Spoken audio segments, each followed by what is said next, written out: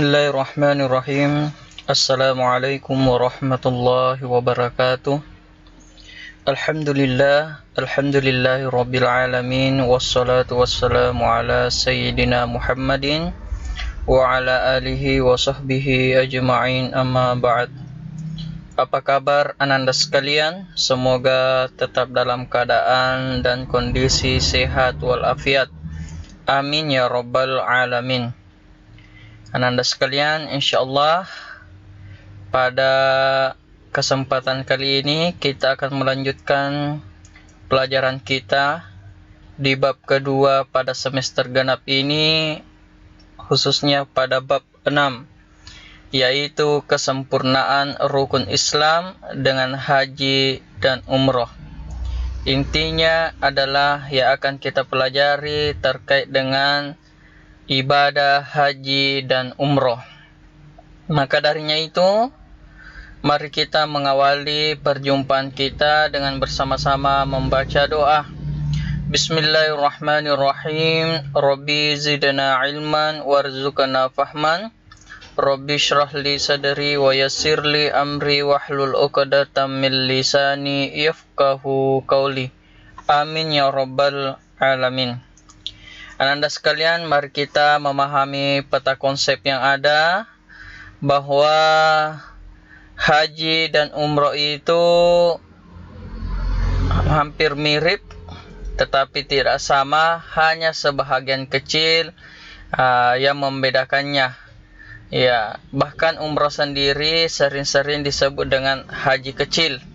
Nah, tentu yang akan kita capai, yang akan kita pahami pada pertemuan kali ini hanya sekilas haji. Itu pun mungkin tidak mampu kita tuntaskan dalam satu kali pertemuan. Ya, yang pertama mungkin yang akan kita pelajari tentang pengertian dan hukum haji, kemudian syarat dan rukun haji, wajib haji, dan tata cara pelaksanaan haji. Nah, mari kita langsung kita masuk ke materi kita. Nah, mari kita merenung sejenak terkait dengan ibadah haji dan umroh. Salah satu rukun Islam yang kelima adalah melaksanakan ibadah haji bagi yang mampu melaksanakannya.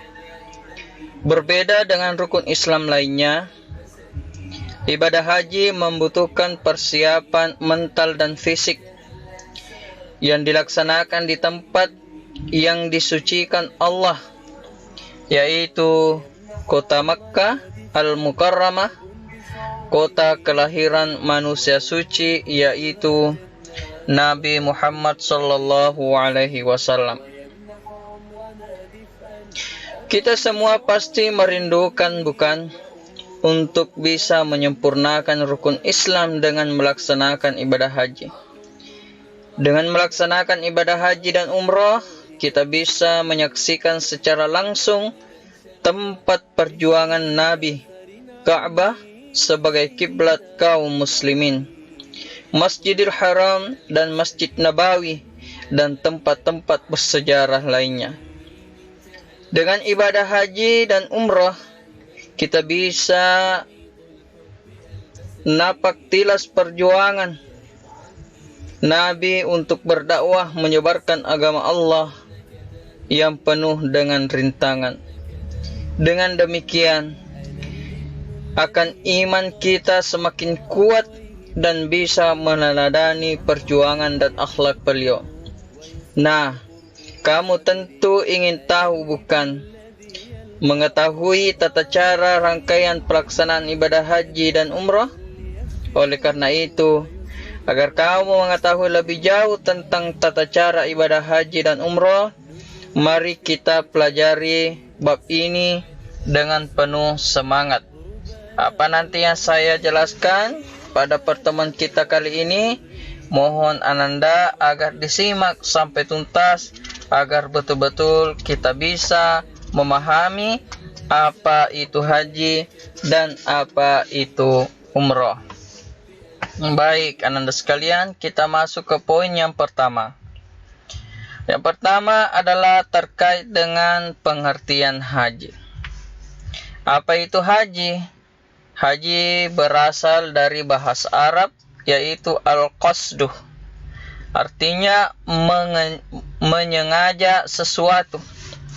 Sedangkan menurut istilah bahwa haji itu adalah suatu ibadah yang dilakukan dengan sengaja ke Baitullah, Mekah, dengan maksud beribadah semata-mata karena Allah. Jadi semata-mata karena Allah, bukan karena yang lain. Ya, sengaja ke Baitullah, bukan ke bait ya, atau rumah yang lain. Dengan syarat dan rukun tertentu. Jadi haji ada syaratnya dan ada rukun tertentu. Nah, sering juga kita pahami bahwa haji merupakan salah satu rukun Islam yang kelima, ya, yang wajib melaksanakan baik kaum muslimin yang mampu melaksanakan. Ya, jadi yang memiliki kewajiban untuk melaksanakan haji hanya orang Islam yang memiliki kemampuan. Maka dikatakan bahwa haji merupakan amal ibadah yang paling utama. Kenapa dikatakan utama? Karena ibadah haji itu mencakup amalia harta dan fisik. Bukan hanya fisik kita seperti sholat yang kita laksanakan, tetapi harus ada kesanggupan amal. Nah, Anda harus paham bahwa puncak pelaksanaan ibadah haji itu pada tanggal 9 Zulhijjah, yaitu saat dilaksanakan wukuf di Padang Arafah. Biasanya kita yang tidak melaksanakan haji melaksanakan puasa sunnah, ya, puasa sunnah tanggal 9 Zulhijjah. Nah, Anda sekalian, ibadah haji telah ada sebelum diutusnya Nabi Muhammad SAW. Jadi sebelum Islam datang memang sudah dilaksanakan haji.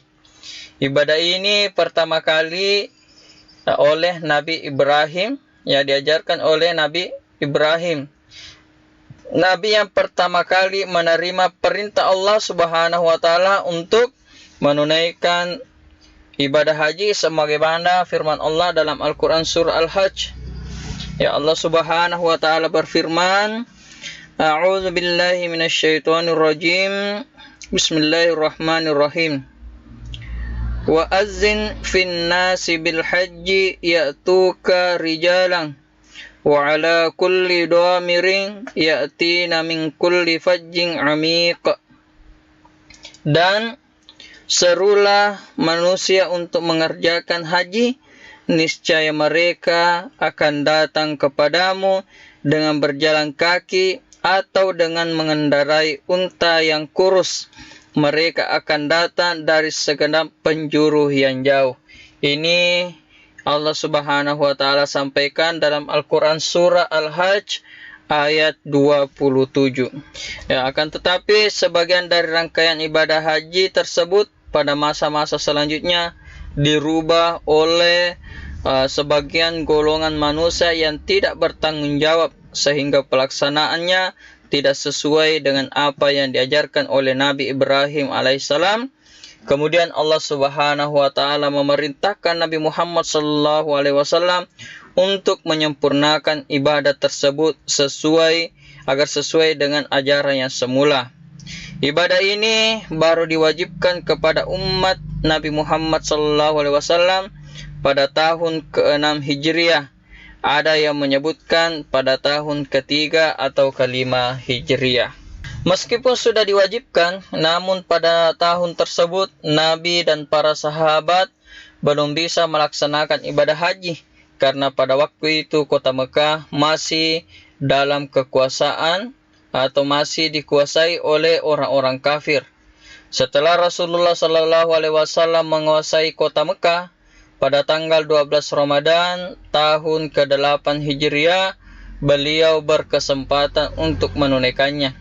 Akan tetapi, karena lebih mengutamakan hal penting yang harus beliau utamakan, pada tahun ini beliau dan para sahabat menundanya. Jadi, baru pada tahun ke-10 Hijriah, Rasulullah sallallahu alaihi wasallam bersama para sahabat menunaikan ibadah haji tahun berikutnya, tidak bisa menunaikannya karena Allah telah memanggil beliau.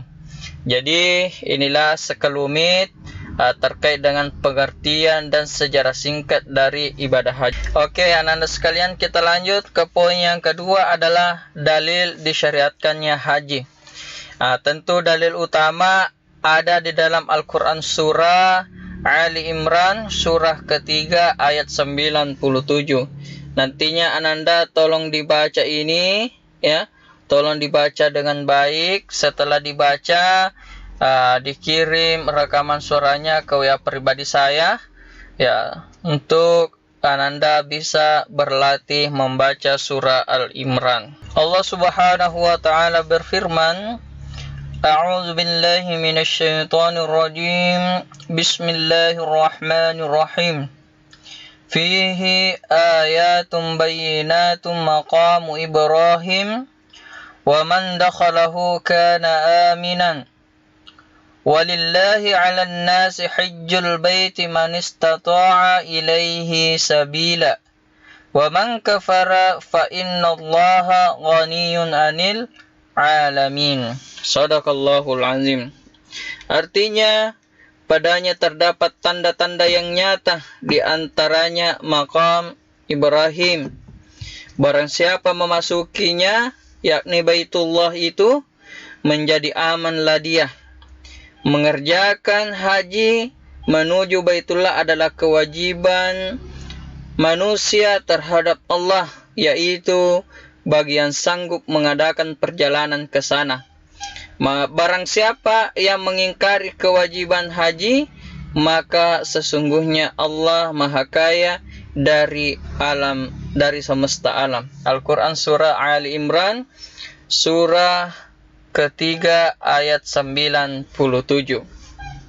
Juga Rasulullah sallallahu alaihi wasallam dalam hadisnya bersabda, An Abi Hurairah radhiyallahu anhu anna Rasulullah sallallahu alaihi wasallam qala al-umratu ila al-umrati kaffaratu lima bainahuma wal hajju mabruru laysa lahu jazaa'u illa al-jannah. Muttafaqun alaih.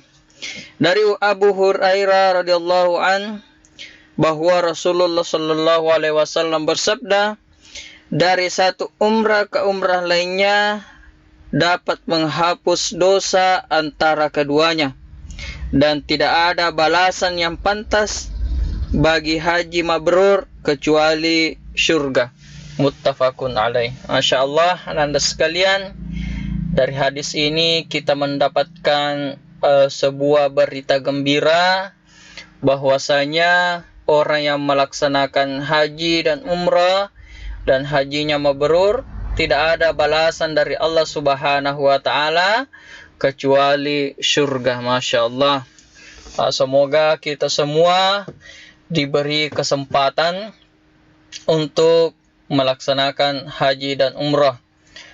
Sekarang ini sudah menjadi bukti bahwa tidak semua orang yang memiliki harta, duit, itu bisa melaksanakan haji. Ternyata ya, ada orang yang memiliki harta yang banyak, sudah mendaftar, dari segi fisik sudah mampu, dari segi ilmu sudah matang, akan tetapi Allah belum memberinya izin dikarenakan adanya virus corona yang masih mewabah sampai sekarang ini.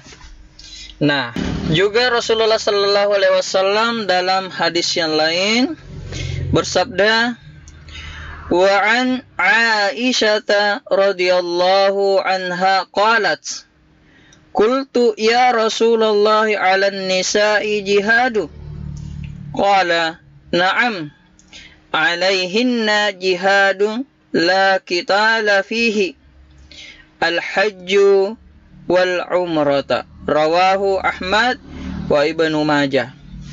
Artinya, dari Aisyah radhiyallahu anha bahwa dia berkata atau dia bertanya, wahai Rasulullah, apakah kaum wanita itu diwajibkan jihad? Rasulullah beliau menjawab, iya, mereka diwajibkan jihad tanpa perlu perang, yaitu haji dan umrah. Ananda sekalian, jadi persoalan laki-laki dan perempuan, ya, wanita dengan lelaki itu diwajibkan untuk melaksanakan haji dan umrah. Bahkan dalam hadis tadi disampaikan Rasulullah bahwa ternyata perempuan juga diwajibkan untuk berjihad. Namun jihadnya seorang perempuan tidak mesti harus mengangkat pedang dan tombak di tengah peperangan, akan tetapi cukup melaksanakan haji dan umrah. Masya Allah, ananda sekalian, sangat banyak sekali pengetahuan yang baru kita dapatkan pada sesi kali ini. Masuki sedikit poin yang ketiga, yaitu syarat wajib dan sah haji. Nah, ananda di sini kita lihat bahwa syarat wajib haji itu ada 5. Ya, ada 5. Yang pertama adalah Islam. Tentu saat sekarang ini yang diwajibkan untuk melaksanakan ibadah haji hanyalah orang-orang Islam. Selain daripada Islam, tidaklah wajib untuk melaksanakan haji. Kemudian yang kedua yang diwajibkan untuk melaksanakan haji adalah orang yang sudah balik. Jadi anak-anak, ya, itu belum diwajibkan untuk melaksanakan haji, ya, karena yang diwajibkan adalah yang sudah balik.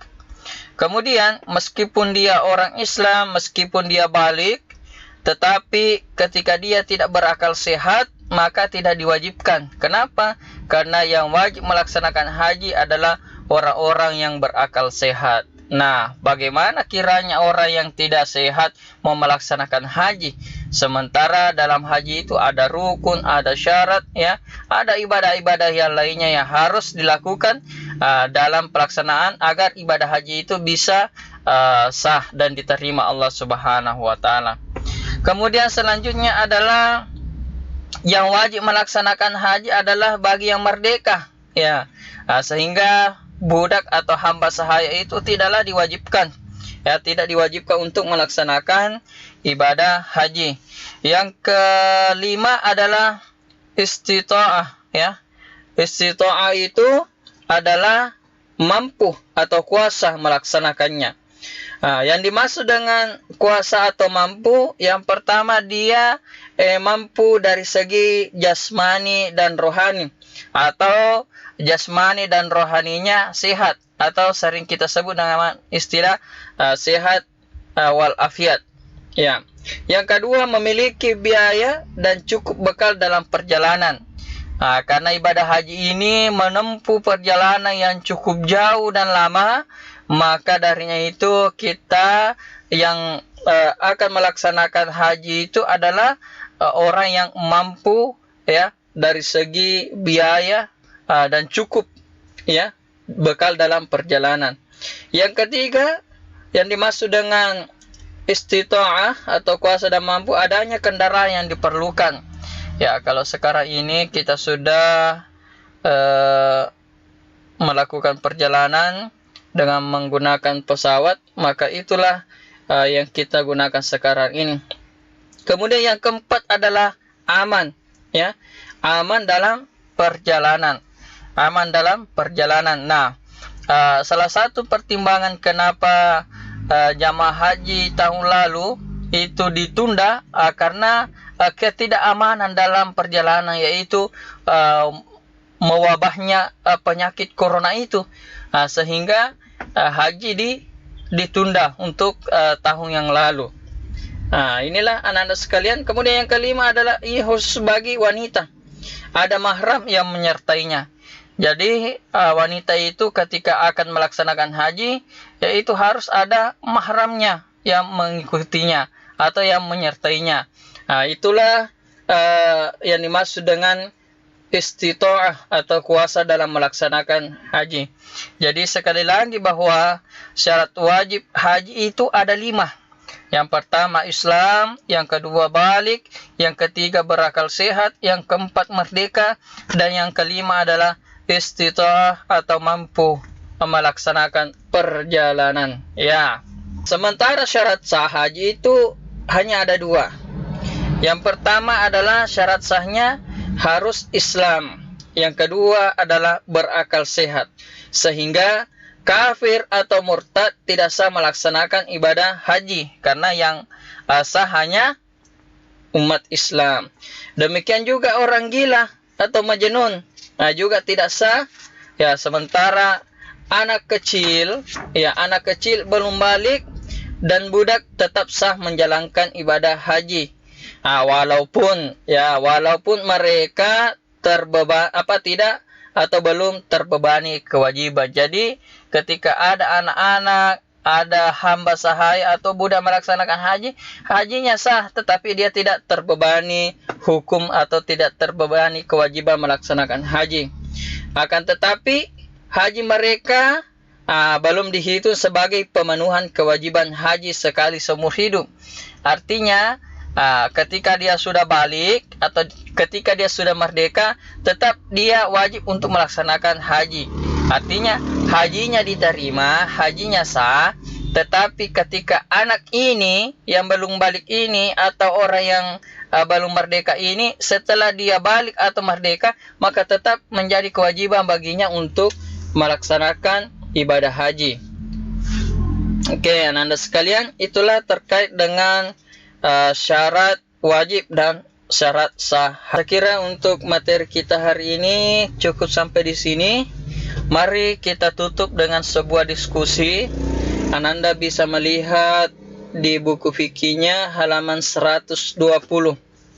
Ya, di sini ada sebuah permasalahan yang perlu kita diskusikan. Yang pertama, seorang yang sebelumnya tidak termasuk istita'ah atau tidak sanggup, ya baru-baru saya jelaskan istita'ah, tidak sanggup.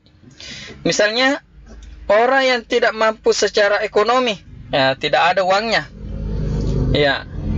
namun kemudian dibiayai oleh seseorang. Ada orang yang memberikan uang atau dibiayai oleh seseorang sehingga bisa melaksanakan ibadah haji. Apakah sah hajinya untuk memenuhi kewajiban sebagai seorang muslim?